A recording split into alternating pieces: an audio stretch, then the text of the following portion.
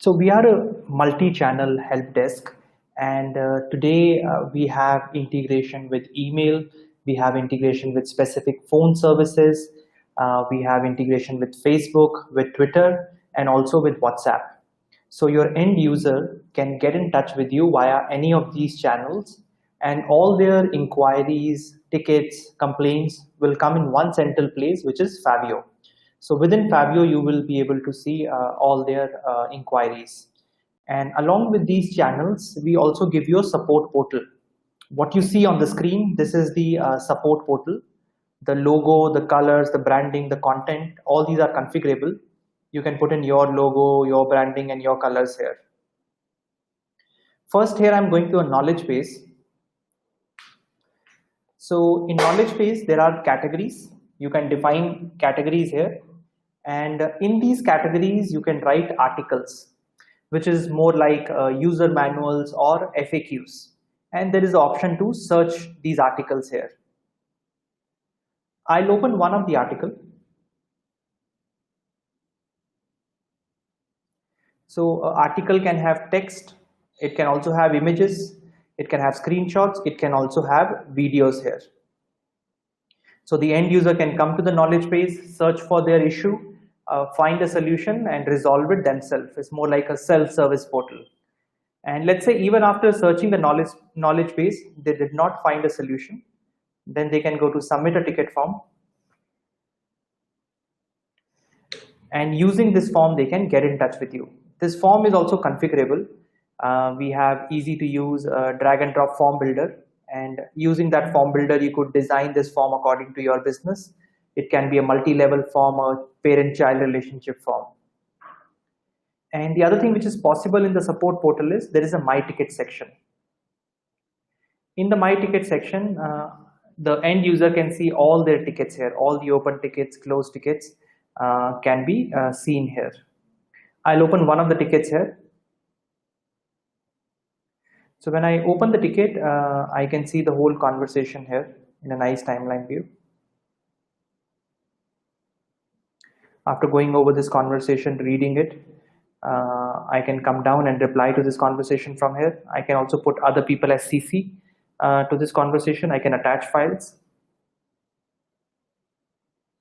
And as I come up, I can also give a rating as an end user. Am I satisfied, not satisfied with the response? I can give a rating. So in my ticket section, I can read all the tickets. I can give a rating. I can respond to those tickets. So this is pretty much what is possible on the support portal. There is knowledge base, there is submit a ticket form, and there is a my ticket section. So from here, I will be moving on to the agent panel. But before I move on to the agent panel, if you have any questions, you can post it in the Q&A section. If you have any questions so far from the user panel or the end user or the client panel, if you have any questions so far.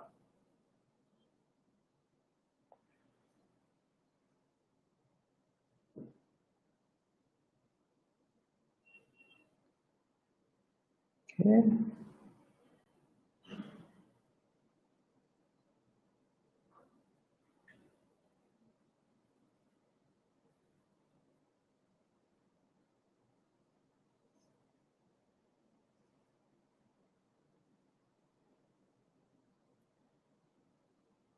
Okay, I don't see any questions. So I am moving on to the agent panel now. So agent panel is for your staff. This is where they can see all their tickets and respond to the tickets from here. I am on the dashboard of the agent panel. So dashboard gives me an overall idea of my team's performance. Here I can see from my team, people are assigned how many tickets, how many are open, how many are closed. I can see the complete statistics here. And from here, I'm moving on to inbox.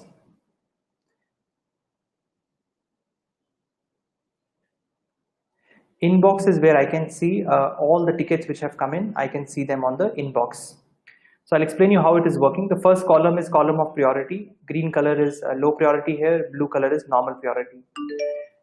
This is the ticket ID. Every ticket is assigned a unique ticket ID here. This is the subject of the ticket. This is the person who has raised the ticket. the requester of the ticket, whom it is assigned to in my team. So and so person from my team is working on this ticket. And next is the department, which department this ticket belongs to. Now, what happens is in the help desk, all the tickets which are coming in are segregated according to service groups, which we call as departments. For example, in your organization, there could be a support department, a HR department, a finance department. So when a ticket comes to a HR department, only the HR staff can see it. So there is a privacy maintained within the system here. And the next column here shows me the if the ticket is overdue. So if the ticket is not resolved within the SLA, within the defined time frame, it becomes overdue. And here I can see the source of the ticket. This ticket came from email. And the next I can see the status of the ticket. This ticket is in open status. And there is a basic search here. There is also advanced filter based search. So you can search the ticket based on so many filters here. From here I'm opening one of the tickets. When I open the ticket here, I can see basic information of the ticket, who created it, when they created it, when they updated it. Basic information I can see here. I also have many action items, many actions that I can perform on these tickets from here. And as I come below, I see the whole conversation here in a nice timeline view. Here I can see the whole conversation.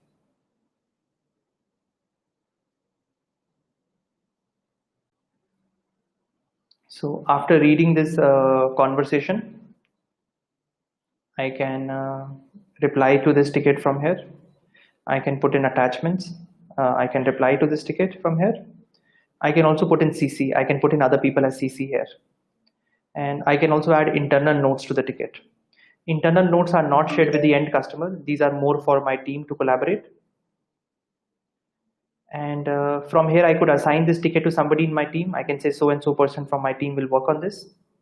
And once the issue is resolved, I can close the status here. I can say close the ticket. So this is overall where I can read the ticket, assign it to somebody, change the status. Any questions if you have so far regarding the inbox, reading the ticket, replying to the ticket?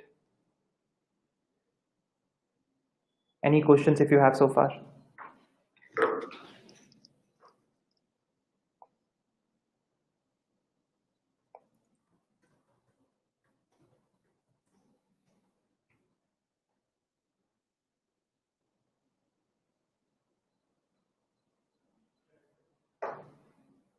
Okay, I don't see any questions, so I'll move ahead. So in the inbox, we have another feature which is called the approval workflow. Sometimes what happens is to work on a certain ticket, one needs to obtain an approval from somebody else. So I'm opening one ticket where there is an approval workflow applied. So this workflow, current workflow is called job approval, and it has two stages. The first stage approval is from accounts department, and the second stage approval is from HR department. And in the first stage, it's already approved, it's green in color. Who has approved? This person has approved. We can also say all have to approve or anyone can approve. Both is a possibility here. And right now, this approval is pending in the second stage, which is in the HR department. Once the HR department will approve it, after that, the ticket will show under the inbox. Only after that people can work on it. And you could define your own workflows. You can also define multiple workflows according to your business. Multiple workflows could be defined here. And we also have a notification module here. So for different events, when somebody creates a ticket, when somebody responds to a ticket, these notifications will be generated. And we also have mobile apps for your agents, for your staff. So these push notifications will also go on the mobile app. So this is from the inbox. From here, I'm moving on to user directory and organization directory. So we also have LDAP, Active Directory integration. You can import all your data, sync the data from the Active Directory. And here I'm going to open a particular user's profile here.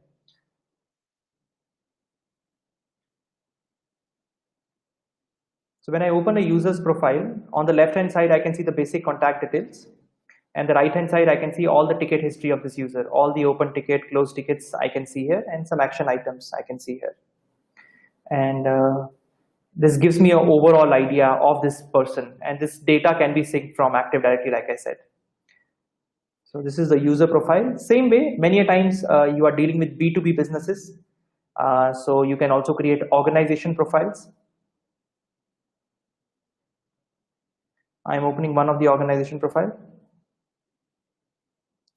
So when I open the organization profile, on the left hand side here, I can see the basic contact details of this organization. And right hand side, I can see all the users of this organization. Now, user could be manually linked with this organization or based on domain name. So anybody who emails you from this domain name, they would become part of this organization. If you are using Helpdesk for your internal use, the organization can also act like a branch. So this will be like, let's say you have offices in multiple locations. So it could be branch 1, branch 2, things like that. So on the organization profile, I see all the tickets of this organization. Doesn't matter which user has raised the ticket, till the time the user belongs to this organization, that ticket will show under this organization here.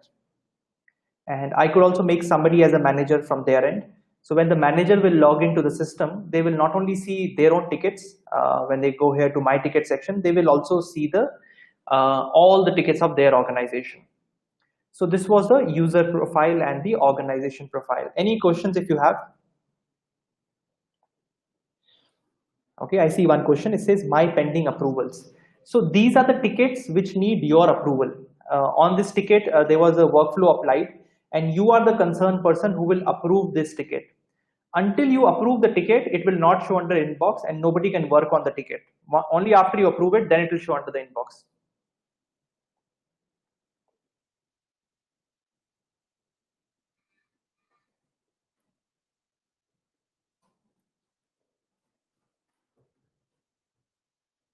Any other questions other than this?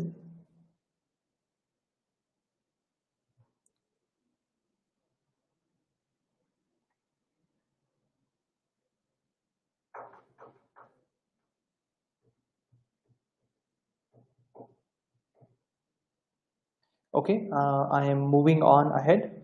So from here, I'm moving on to reports.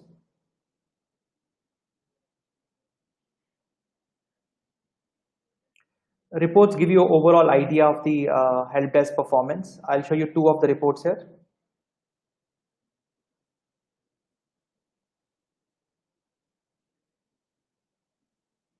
This report is called help desk in-depth report. Every report has filters, so you could filter the data based on so many criteria here. And here I can see the data.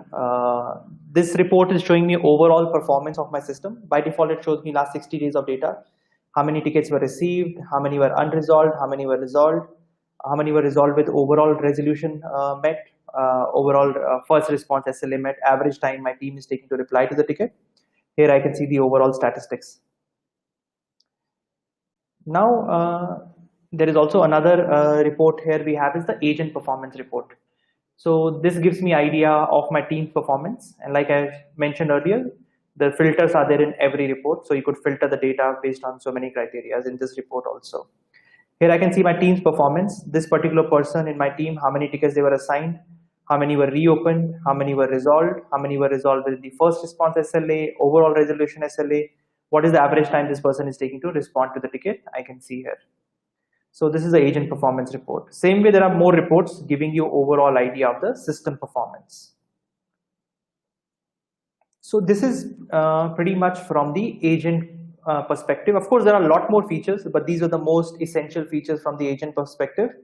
Next, I'm going to show you the most important features from the administrator or the configuration perspective. But before I get there, any questions if you have? There is one more question, report export options raw data. So currently not all the reports have the export option. We plan to put it in all the reports, but there are two reports which have the export option where you can get all the data in the CSV format. One is agent performance report, the other is the management report. And because all the reports have similar filters, so you could actually extract any kind of data from the management report based on this. Any other questions if you have?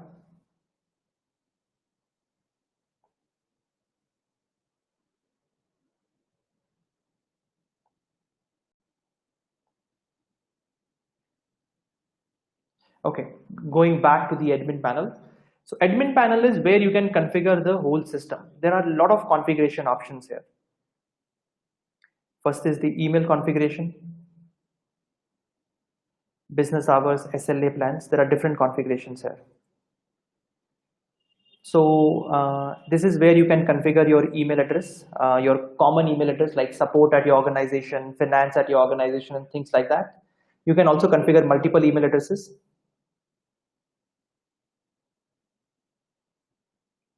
So I'm opening the configuration page here for email. All I need to do is I need to have my IMAP POP3 settings, incoming server settings, outgoing server settings I need to have. Once I have configured my email, it's as simple as configuring email on mobile or Outlook. System will automatically start reading emails. It will convert every new email into a new ticket. And if there is a reply to an existing mail, it will append the reply to the ticket. So this is the email configuration. After this, you can configure business hours. So business hour configuration is important for the SLA calculation. You could also define multiple business hours. It could be one department in your company is working 9 to 6, the other is working from 24 hours. So you could define multiple business hours also. I'm opening one of the business hours. So in the business hours, you define your work timings. You're working Monday to Friday from what time to what time. You define your yearly holiday list also here, and you save it. So once this is done, the next is the SLA.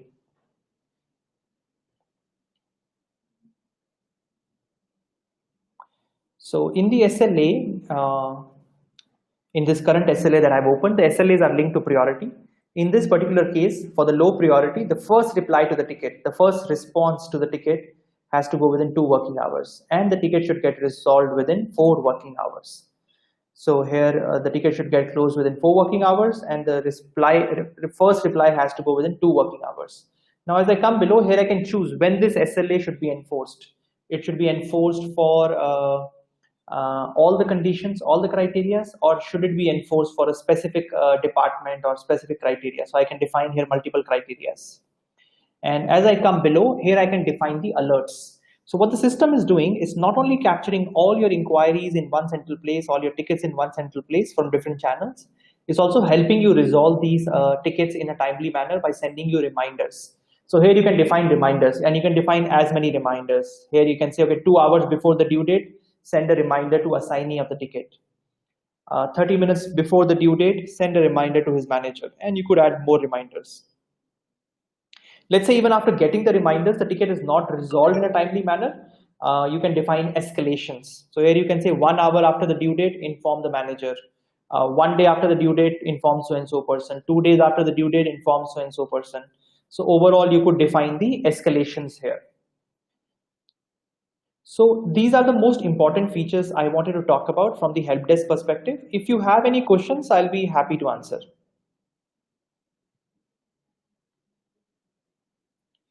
There is a question, it says, is there a notification set up for unassigned ticket? So we have a module called alerts and notification.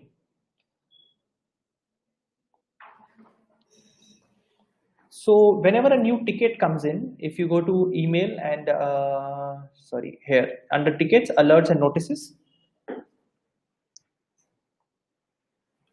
here you can define, okay, when the new ticket comes in, who should get the alert? When the ticket is assigned to somebody, who should get the alert? So unassigned, I would say, is when the ticket is coming newly is unassigned. So you could set an alert that all the department members will get the alert, if this the question was. So from here I can control. We don't have any scenario called unassigned ticket.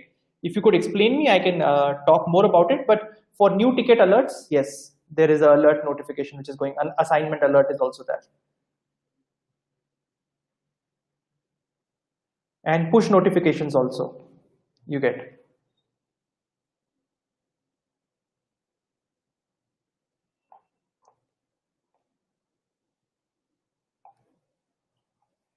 Any other questions if you have? And from here, I will move on to the service desk part. But I'll wait for a few more questions. Otherwise, I'll move to the service desk.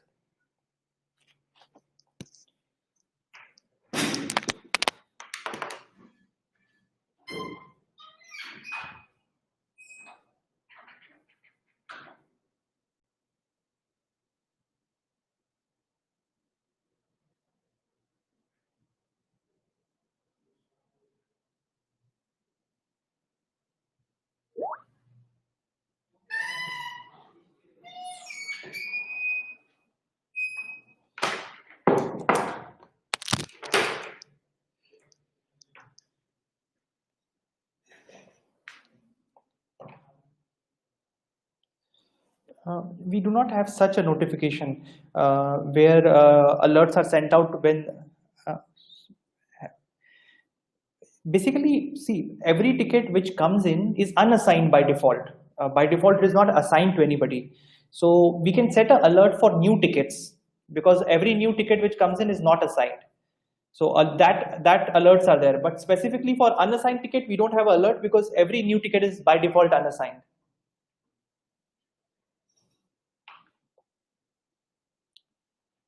Okay, so from here I will move on to the service desk product. All the features that I've shown you so far were from the help desk, and all these features are also existing in the service desk product. Along with these help desk features, it also has certain additional features, which are according to ITIL ITSM framework, which is problem management, change management, release management, asset management, and contract management. What you see on the screen on the left hand side, these are the additional features that come as part of the service desk product. Now, here we can manage all the assets. The asset could be a table, it could be a chair. So I can make a list of all my assets here. So in the assets, I can go to all assets and I can make a list of all the assets I have. And the form to enter the assets is configurable. You could define your own form. So when I open an asset profile, I see the basic information of this asset. When was it created? Who's using it? Who's managing it? Different fields here you can see of the asset. You can also attach this asset with a ticket. Whenever a new ticket comes in, you can say this ticket is for this particular asset. You could also have contracts under the asset. So many times assets are covered under annual maintenance contract. So you could put the contract information also here, that this asset is covered under this contract. And also there is a feature here for the contract expiry. When the contract is expiring, you will get an automatic reminder also that the contract is expiring on so and so date. This is the asset part of it and the contract. Then we have problem management. Let's say you are using the help desk for your internal company use, and suddenly 10 employees of the company emailed you saying the internet is slow. So here I could create a problem, because this problem is this is the root cause of the 10 tickets which have come. I could link all those 10 tickets here. So I can associate those 10 tickets which have come in, and I can say this is the root cause of the problem. So here I can document the root cause, the impact, symptoms, solutions. All this I can document here. And I can also associate the asset. Let's say there is a problem with the router. The router needs to be replaced. So here I can attach the asset here saying, okay, this problem is for this particular asset. Because of this asset, this problem has occurred. I can document that here. And based on this, I can create a change request. The asset needs to be replaced. The router needs to be replaced. I can document the router here. So here I can put in the change request, why the router should be replaced, the reason for change, impact, rollout plan, backout plan. I can also create a CAB, central approval board, who will approve this change, who will say, yes, this change is approved and we can go ahead. So here you can document all of this. Based on that, the release can be done and the release plan can be documented. So this is pretty much from the service desk perspective. These are the additional features that you get in the service desk. Any other questions if you have? From the help desk, from the service desk, any other questions if you have?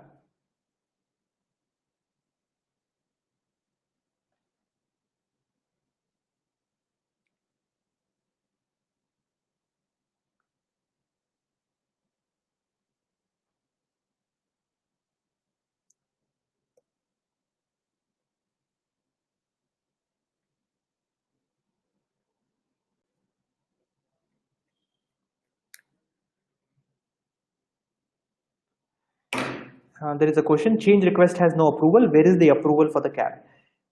Like I mentioned, there is an approval workflow. You could create a CAB and choose the CAB here. When I choose the CAB and apply it, that all the people of the CAB will get an email with the approval. And it will look similar to the ticket approval. what I showed you earlier, how it will look like is similar. I'll show you that also. And it could be one step approval or a multiple step approval, one person approval or two-person approval. So it will be similar to this. The UI wise, it will say, okay, cab approval, who has to approve first? This person. Who has to approve second? This person. So that could be defined in the cab here. I can create a cab and choose the people who are part of that cab. And once I apply this cab, it will show here. And here I can see the cab. And here I can see L1 is already approved.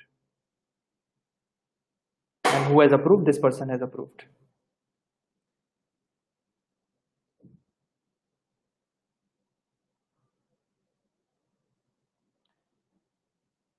Okay, when creating a new change request, let me see if there is an option there for choosing the cab.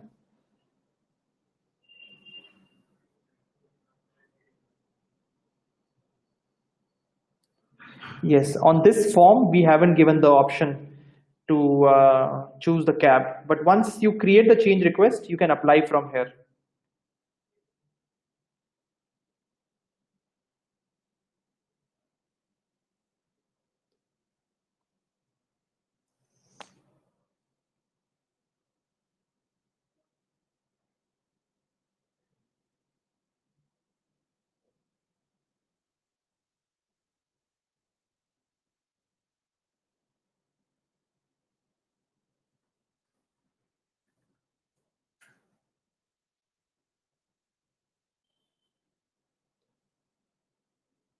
Any other questions if you have?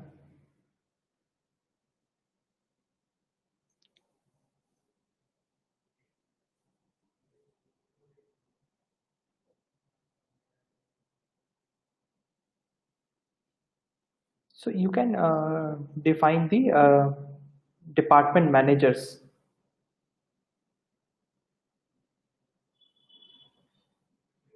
One minute, I'm just going to the admin panel.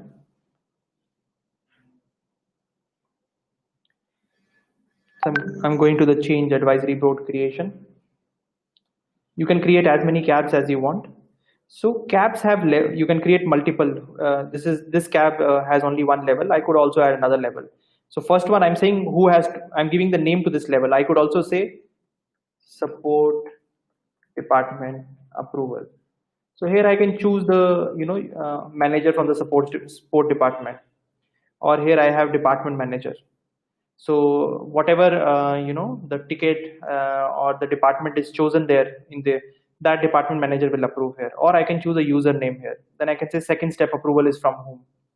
So either it's based on the role. There are two roles here: team department manager and team lead, or the level 2 is here.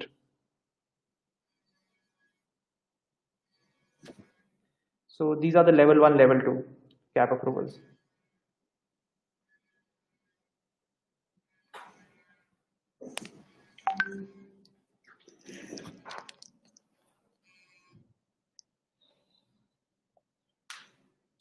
Any other questions if you have?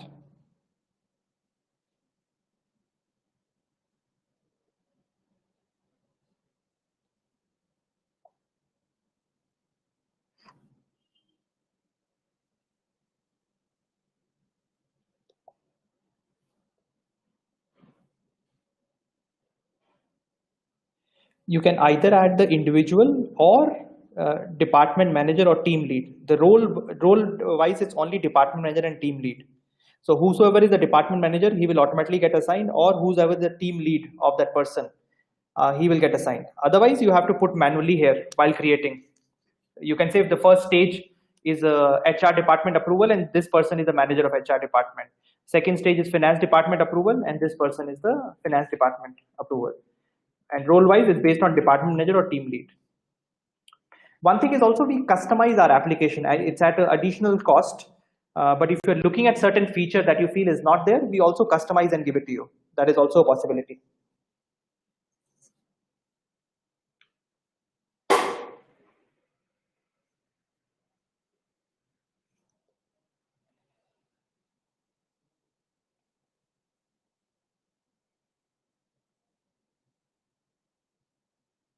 Any other questions if you have?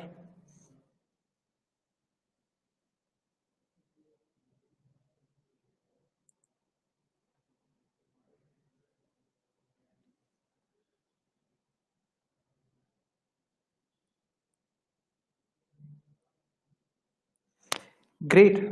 So I don't see any more questions coming in. I'll wait for another minute.